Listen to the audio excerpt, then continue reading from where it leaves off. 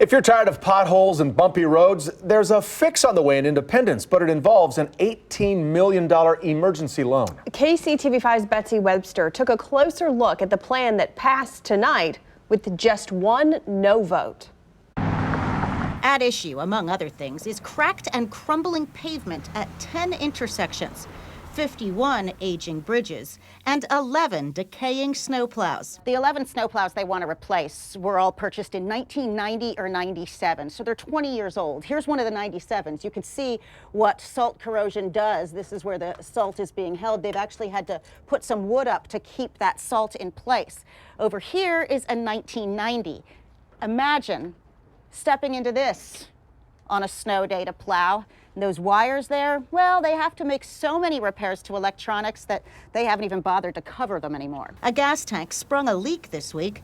A steering shaft is on its last legs, and a snowplow blade plumb bit it mid-route. One of the drivers was driving, and the metal fatigue just cracked off, and the blade actually just fell, and so this one had to get towed in. Few would say, don't fix this stuff. I do live on Scott Street, and the bridge has been out for a long time. Do you think work needs to be done? Absolutely. DeLucy? No. But the how raised some eyebrows at tonight's meeting. The city says the long overdue work, which includes curbs and sidewalks as well, would cost $27.5 million.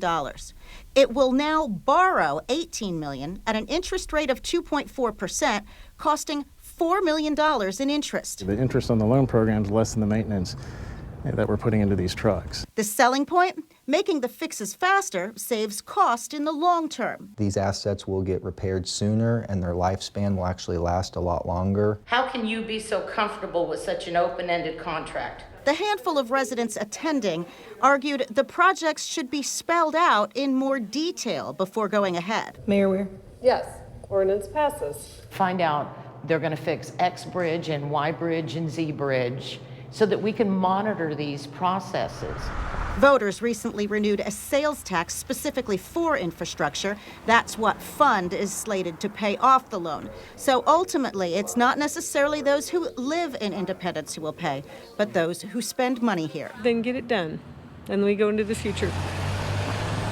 Betsy Webster, KCTV5 News.